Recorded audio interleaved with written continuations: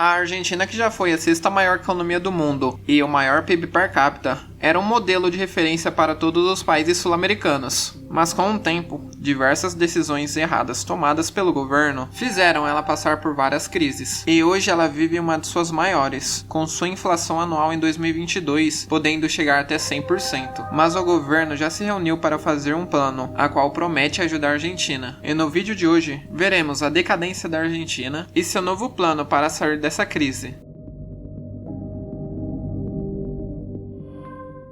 Se voltarmos a 1900, seria muito difícil acreditar no que a Argentina passa hoje. No início do século XX, ela era uma rara democracia na América Latina e inspirava ditados populares na Europa. Buenos Aires, que em 1913 inaugurou o primeiro metrô da América Latina, era a sede da oitava nação mais rica do planeta. Os números eram de fato impressionantes. Um argentino era em média 29 vezes mais rico que um francês e até 5 vezes mais rico que um brasileiro. A estabilidade política no período rendia frutos ao país, destino de investimentos estrangeiros de todos os tipos. Uma rede ferroviária ainda hoje maior do que a brasileira foi erguida sobretudo com capital inglês. A opulência no consumo também era vista pelo fato de que a capital abriga uma única filial global da única loja de departamentos britânica, a Harrods. Com terras fartas ao sul, a Argentina dividia com os Estados Unidos a atenção dos europeus que decidiram emigrar em busca de uma vida melhor. O resultado é que nesse período, nada menos que 30% da população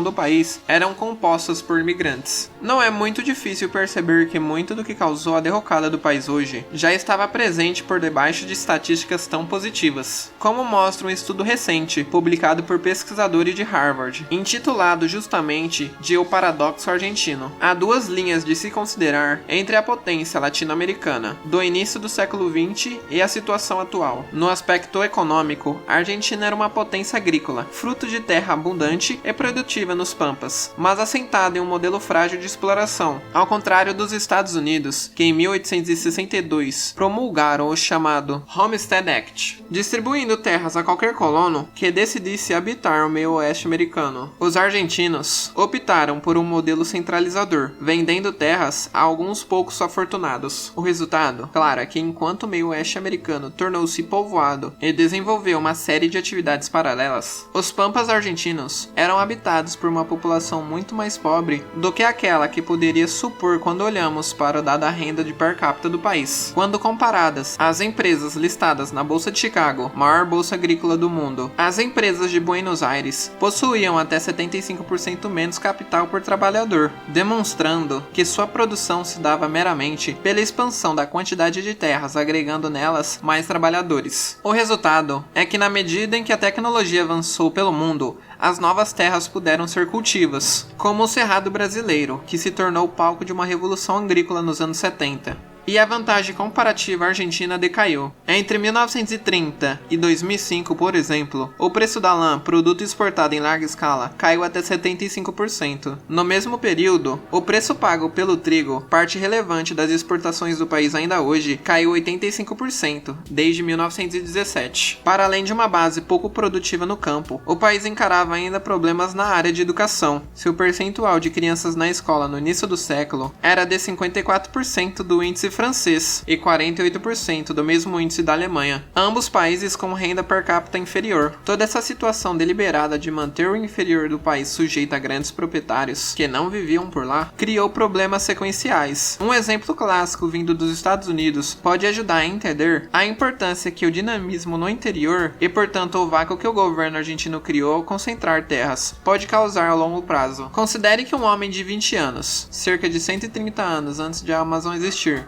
criou no meio oeste americano uma empresa para vender e distribuir bens de consumo para a população longe das metrópoles, que vivia em função das linhas de trens que cortavam o país. Outro também famoso exemplo é de Gustavo Swift, inventor do vagão refrigerado e um dos responsáveis por fazer com que pela primeira vez na história da humanidade o consumo de carne fosse popularizado. Só em 1870, o consumo médio de carne pelos americanos subiram 300%, e isso jamais seria possível em uma nação onde o governo governo promove exclusão social e cria campeões nacionais de maneira deliberada. Outro problema também foi o Fundo da Argentina, criado em 1944, para manter o equilíbrio no balanço de pagamento dos países membros. Quando criado, em meio à Segunda Guerra Mundial, a Argentina ainda era a sexta maior economia do mundo, e se beneficiou fortemente da demanda de alimentos vindos da Europa em guerra, ou da recém-saída dela. Os problemas que levariam a Argentina a promover nada menos que 6 calote no pagamento de sua dívida externa, incluindo o atraso em maio deste ano, começaram quando, em 1930,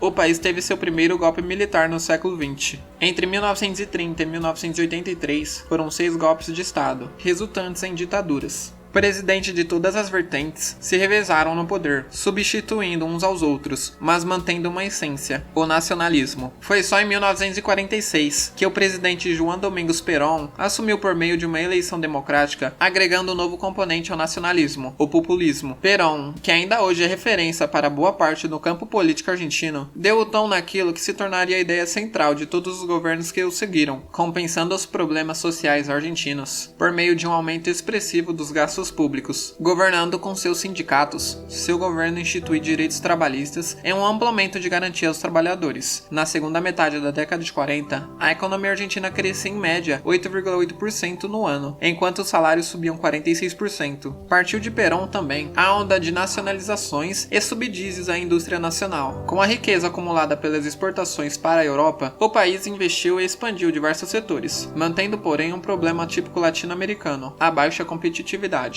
A ideia de substituir importações por produção local permeia toda a história da América Latina na segunda metade do último século. A consequência prática é via de regra a mesma em todos os países, criando indústrias pouco competitivas, forçando a população local a pagar mais caro em produtos nacionais e impedindo a própria indústria de importar máquinas e equipamentos que melhorariam sua produtividade. O atual problema da Argentina agrava em 2019. A Argentina havia caído novamente na suspensão de pagamento e estava 3 anos em recessão. Nessa época, poucas semanas depois, veio a pandemia, e o país precisou batalhar em 2 frentes. Por um lado, renegociou em longas sessões remotas a dívida com credores privados e conseguiu um adiantamento dos pagamentos e uma sensível diminuição dos juros. Isso significou um respiro. Agora tenta fazer com que o FMI também concorde em estender a devolução do seu crédito. Já na outra frente, parecia ainda mais complexa, como subsidiar as empresas e pessoas afetadas já pela paralisação do coronavírus sem acesso aos mercados de crédito. A Argentina precisou recorrer à pura fabricação de dinheiro. O Banco Central emitiu durante 2020 mais de 1,2 trilhão de pesos. O mercado interno é um dos pontos essenciais da dificuldade argentina também. Sua economia está pouco conectada com o comércio internacional. O governo argentino gasta muito mais do que arrecada. O déficit fiscal, de acordo com os dados do INDEC, cresceu 700% em junho, quando comparado ao mesmo período de 2021. Quando um governo precisa de dinheiro, ele utiliza títulos públicos para arrecadar capital. Na Argentina isso não funciona mais. O país não tem credibilidade com os investidores e sem acesso a crédito. E a Argentina precisou imprimir ainda mais dinheiro. E toda vez que você inunda a economia com dinheiro que não tem para onde sair, há apenas mais moeda em circulação. Isso faz com que as pessoas corram para comprar, provocando escassez. E quando o produto chegar de novo nas prateleiras, o preço vai subir de novo. E com isso a inflação sobe e começa um ciclo. Toda vez que as pessoas não têm mais acesso à compra, já que a inflação não deixa, a população precisa de mais benefícios. E tudo começa de novo. Outro problema também é o do aumento do emprego informal, ou seja, o não registrado. E o dinheiro das aposentadorias vem exatamente da arrecadação dos impostos sobre o trabalho. Com menos gente contribuindo, gera-se um problema dentro do sistema. A Argentina já montou um plano para ajudar a sair dessa crise. A Argentina anunciou a criação de mais 2 variantes do dólar, o dólar Qatar e o dólar Coldplay, uma referência à Copa do Mundo e à banda britânica. O dólar Qatar terá um valor de 300 e 400 pesos por dólar, já a outra será de 204 pesos por dólar. O primeiro dólar será inserida na categoria de dólar para turistas, visando a impedir a saída de dólares do país, que enfrenta uma grave crise nas reservas internacionais. Para isso, o governo encareceu as taxas de cartão de crédito para uso fora do país, aplicando uma taxa de 45% para compra no exterior. A nova categoria da moeda será aplicada a gastos acima de 300 dólares no cartão de débito e crédito. O governo governo quer estimular as viagens e compras no exterior, para reduzir mais de 500 milhões de dólares por mês que se perde pelo turismo externo e diminui o déficit na balança de pagamentos. Já o dólar Coldplay visa apoiar o setor de entretenimento, que enfrenta dificuldades de contratar e pagar pelas atrações internacionais. Com o dólar mais barato, empresários poderão bancar os gastos com a contratação de bandas, artistas e infraestrutura necessária para a realização de shows internacionais no país. O governo argentino quer cuidar das reservas